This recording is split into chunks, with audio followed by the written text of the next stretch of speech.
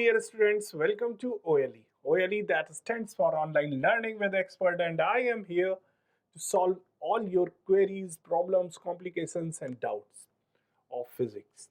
So, we were studying the chapter Sound. What we have studied in the previous session, that what is sound, right? How it travels, how it propagates, what are the waves, types of waves, transverse waves, and longitudinal waves. This all we have studied in our previous session. Today we will describe a wave, right? How can we describe the wave? Wave के कौन-कौन से parts हैं जिन्हें हमें describe करना है, right? So let's describe the wave. Important terms related to a wave.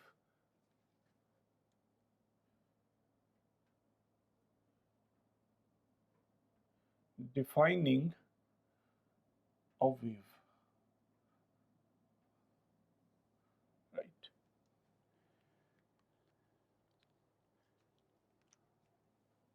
तो wave हमें मालूम है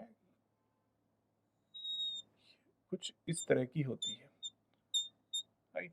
this is a wave, type of wave, oscillatory wave कह सकते हैं हम इसको. अब इससे रिलेटेड कुछ टर्म्स होते हैं which we are going to describe in this session. कौन से टर्म होते हैं? तो पहला सबसे टर्म होता है एम्पलीट्यूड. Amplitude, right? एम्पलीट्यूड क्या होता है? जो वेव, ये इसकी मीन पोजीशन है, ठीक? इस वेव की मीन पोजीशन है.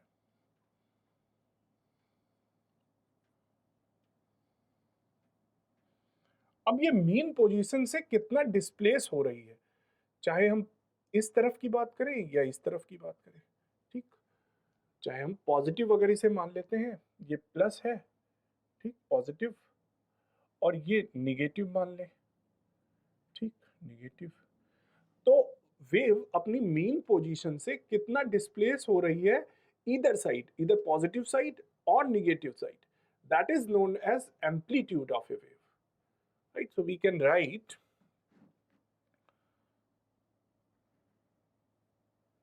displacement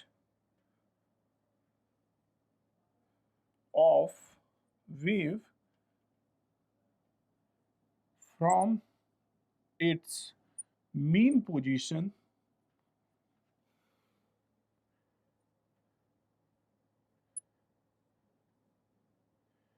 at any side, positive or negative, is known as amplitude of wave, right? ये प्लस ए है या माइनस ए है, ठीक? एम्पलीट्यूड कैसे डिफाइन करेंगे हम कि मीन पोजीशन जीरो से कितना मैक्सिमम गई. मान लो एम्पलीट्यूड इसका 5 है, ठीक? 5 मीटर ऊपर गई, तो एम्पलीट्यूड क्या हो जाएगा? 5. चाहे इस साइड भी 5 होगा, इस साइड भी 5 होगा, तो मीन पोजीशन से कितना डिस्प्लेसमेंट हो रहा है, दैट इज एम्पलीट्यूड, राइट? अब एम्पलीट्यूड से हमें क्या पता चलता है? एम्पलीट्यूड से लाउडनेस पता चलती है कि कितनी तेज हम बोल रहे हैं. जितना ज्यादा एम्पलीट्यूड होगा हम उतनी तेज बोल रहे हैं, आवाज दूर तक सुनाई देगी, लाउड होगी, राइट? और जितना कम एम्पलीट्यूड होगा हम उतने धीमे बोल रहे हैं. ये कि हमारे बगल वाला भी नहीं सुन पा रहे हैं हमारी आवाज, मतलब हमारा एम्पलीट्यूड बहुत कम है. तो म्यूजिक सुनते हैं जब हम, तो एम्पलीफायर लगाते हैं. एम्पलीफायर म्यूजिक सिस्टम में किस लिए लगाया जाता है? ताकि एम्पलीट्यूड बढ़ाया जा सके. उसके एम्पलीट्यूड को बढ़ाएंगे, एम्पलीट्यूड बढ़ाने से आवाज और ऊंची सुनाई देती, दूर तक सुनाई देती है, right? So amplitude is somewhat related with loudness, loudness of sound, right? दूसरा टर्म देखते हैं, frequency. What is frequency of sound? How can we define? Frequency is the number of oscillations in 1 second. ये wave oscillate हो रही है ना, as you are seeing here, wave oscillate हो रही है, ठीक? अब अगर ये यहाँ पे 1 सेकेंड पड़ रहा है, 1 सेकेंड यहाँ से यहाँ तक आने में 1 सेकेंड लग गया, तो इस 1 सेकेंड में कितनी बार वेव अप या डाउन हुई, टू एंड फ्रो मोशन किया, that will be the frequency. कितनी बार ऑसिलेट हुई वेव, कितनी बार 1 सेकेंड में, मान लो 1 सेकेंड में एक ही बार अप हुई और एक ही बार डाउन हुई, एक सर्किल पूरा किया, एक साइकिल पूरा किया, राइट, तो इसकी फ्रीक्वेंसी 1 होगी। अब 1 सेकेंड में मान लो 5 बार अप डाउन हो गया, ठीक, तो इसकी फ्रीक्वेंसी 5 हर्ट्ज होगी। So what is frequency? Frequency can be defined as number of oscillations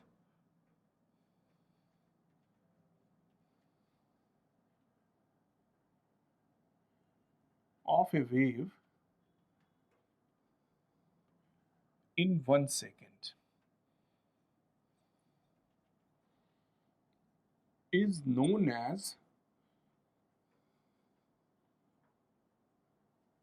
its frequency.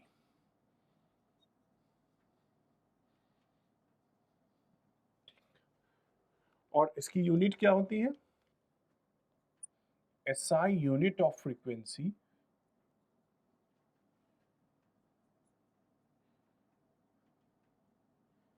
is hertz. This is frequency, right? अब एक और टर्म देखते हैं, टाइम पीरियड।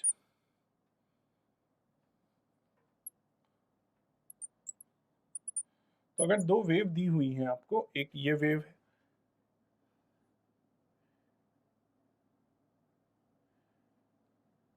और एक ये वेव है, ठीक, और एक और वेव है,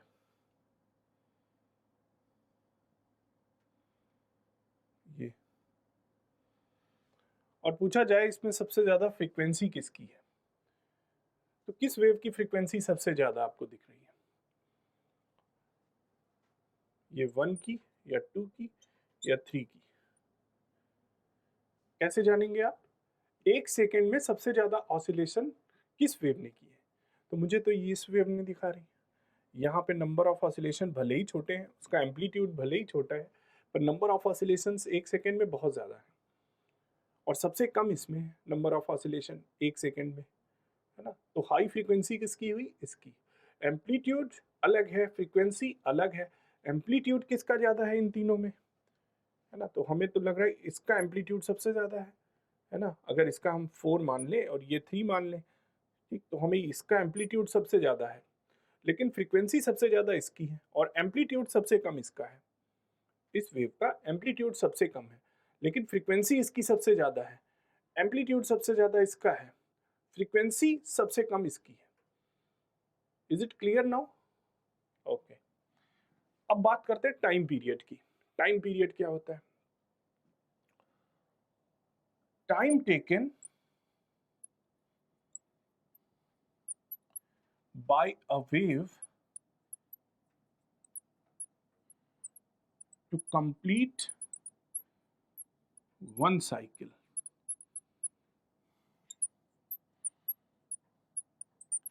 is known as time period.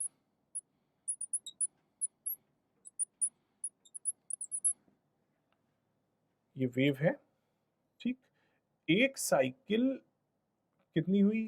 यहाँ पे कंप्लीट हुई, ठीक, ये एक साइकिल है। तो इस एक साइकिल को कंप्लीट करने में कितना टाइम लगा, that is time period. To complete one complete cycle, the time taken to complete one cycle is known as time period. ये इसका टाइम पीरियड हुआ, राइट। टाइम पीरियड को हम टी से डिनोट करते हैं, राइट, यूनिट आपको मालूम सेकेंड होगी। और टी का एक फार्मूला और भी होता है, T is equal to 1/f, right, या फिर हम इसको ये भी कह सकते हैं f is equal to 1/t। यानी टाइम पीरियड और फ्रीक्वेंसी एक दूसरे के इनवर्सली प्रोपोर्शनल होते हैं, right. Time period and frequency are inversely proportional to each other, right? Okay, let me rub this. Okay, now let's see one question. Tuning fork जानते हो ना, लैब में आपको दिखाई देगी, इस तरह की होती है।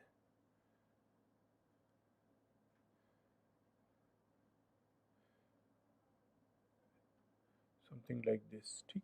इसको हिट करते हैं तो वाइब्रेट करती है, बहुत तेजी से वाइब्रेशन होता है, ठीक।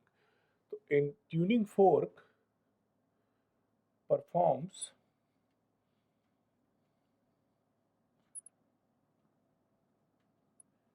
10,000 vibrations in 5 seconds, right? Now you have to calculate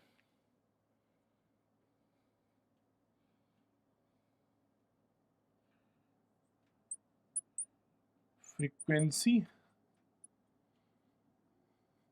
and time period,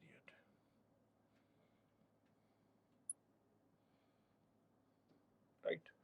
A tuning fork performs 10,000, 10,000 vibrations in 5 seconds.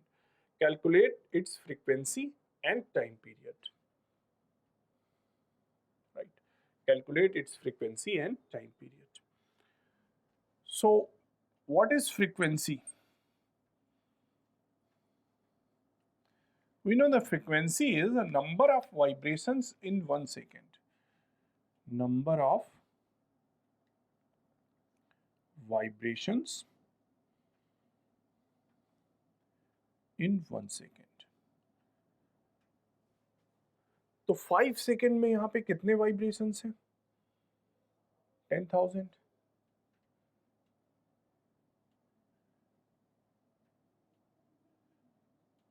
तो 1 सेकेंड में कितने वाइब्रेशंस होंगे? 5 सेकेंड में 10,000 वाइब्रेशन है, तो 1 सेकेंड में 10,000 upon 5, right?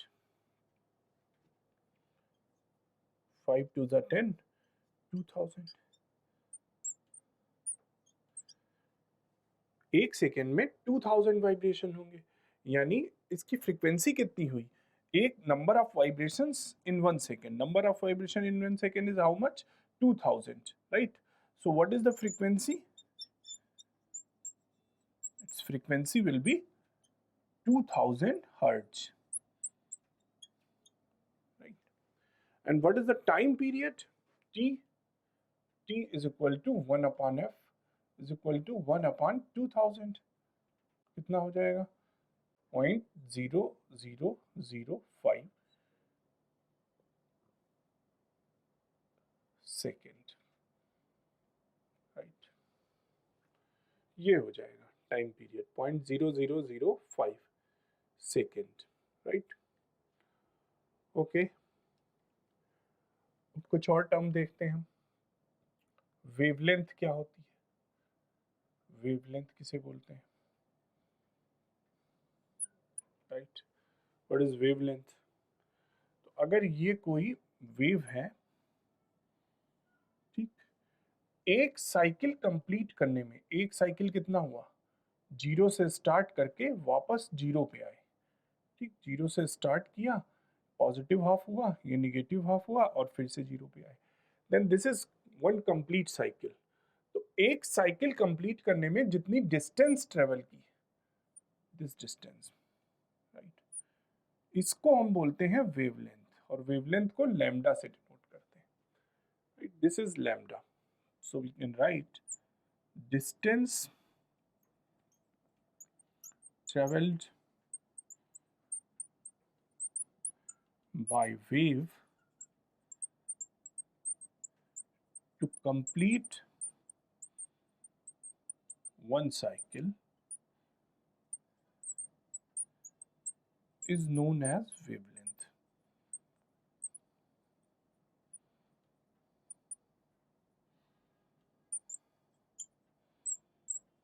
Denoted by lambda, ठीक। लेंथ है तो इसकी यूनिट क्या होगी? मीटर। SI यूनिट क्या होगी? Metre. So this is wavelength, okay? Let's see a few more terms. We have studied about wavelength, frequency, time period, amplitude, and phase. What is this phase? Suppose कि एक wave हमारे पास ये है, zero से start हुई और ये आगे बढ़ती रही, प्रोपिगेट हो रही, और दूसरी वेव हमारे पास ये यहां से स्टार्ट हुई और इस तरह से आगे बढ़ती जा रही, राइट। एक और वेव है यहां पे, ये भी जीरो से स्टार्ट हुई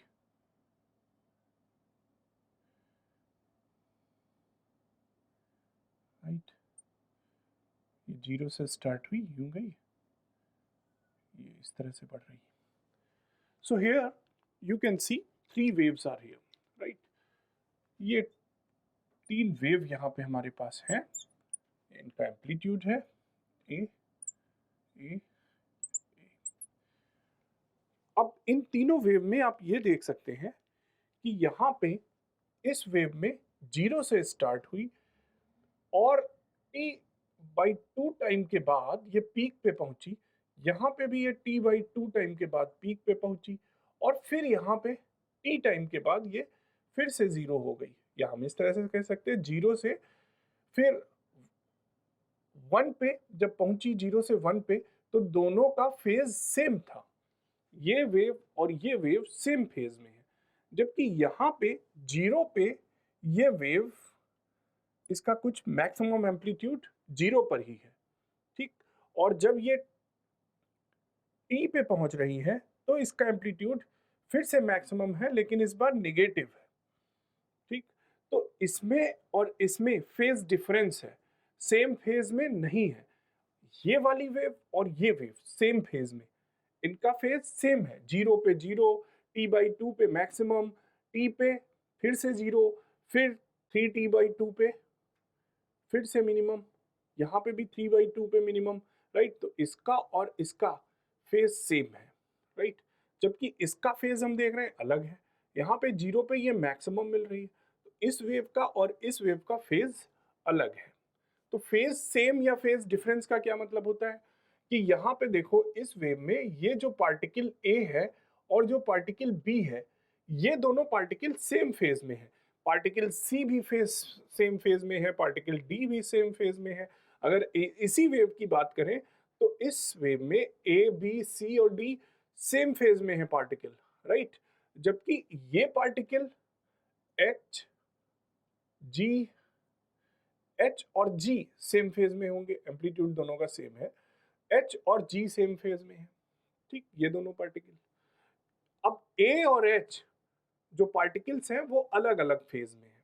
इसी तरह से हम इन दोनों वेव्स के बीच में भी फेज डिफरेंस बता रहे हैं कि ये वेव और ये वेव सेम फेज में है, जबकि इस वेव और इस वेव के बीच में फेज का डिफरेंस है, सेम फेज में नहीं है। सेम फेज में कब होती? जब जीरो पे जीरो होता, ठीक, t/2 पे मैक्सिमम होता, इस तरह से होता, तो सेम फेज में होती। So this is what phase and phase difference. अब एक टर्म होता wave velocity,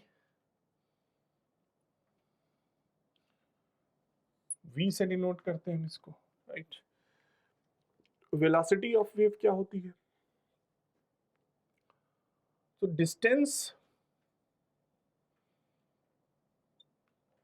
travelled by wave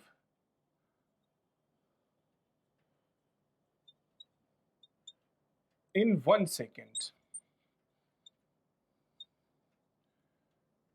is known as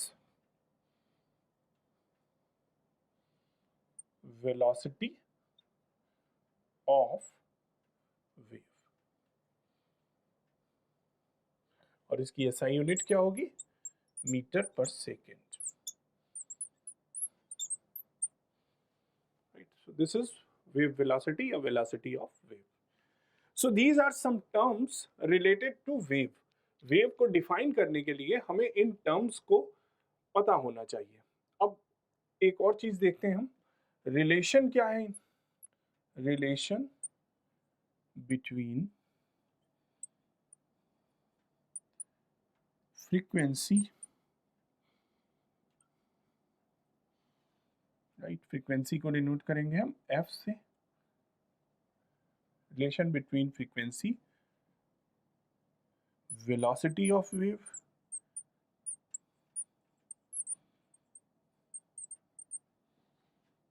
इसको v से डिनोट करते हैं, एंड वेवलेंथ, इसको लैम्डा से डिनोट करते हैं, राइट। ये रिलेशन हमें फाइंड आउट करना है कि क्या रिलेशन है frequency, velocity of wave and wavelength के बीच में। Let's see. तो वेवलेंथ किसको हम बोल रहे हैं? The distance, can see here,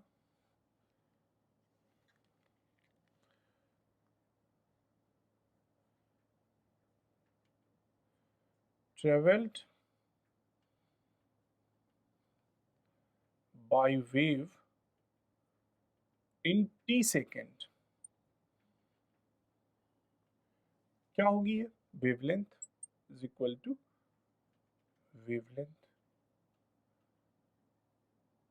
lambda, right? Distance traveled by wave in t second is known as wavelength या lambda, and distance traveled by wave, distance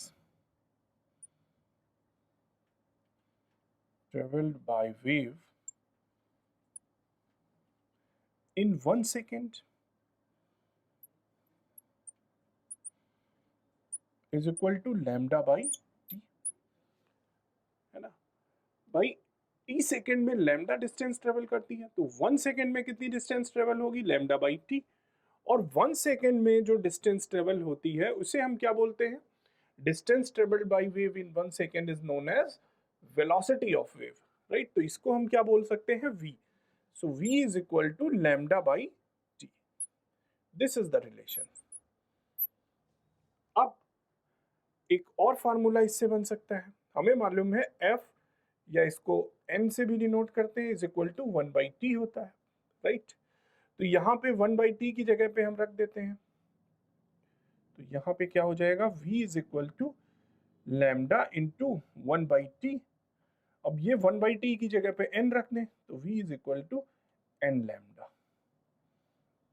ये एक फार्मूला मिल गया। So these are the two formulas.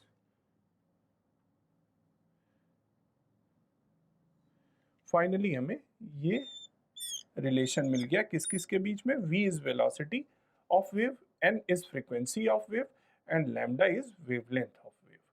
So this is the relation between velocity, frequency and wavelength. Very important. On the basis of this, there will be many questions which have been asked in board examination. Okay.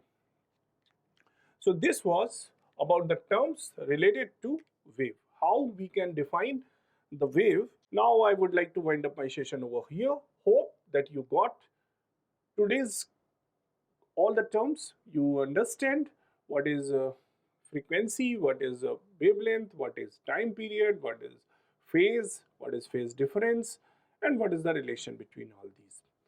So now I would like to wind up my session over here. We'll meet in the next session. Until then, take care of yourself. Have a great time.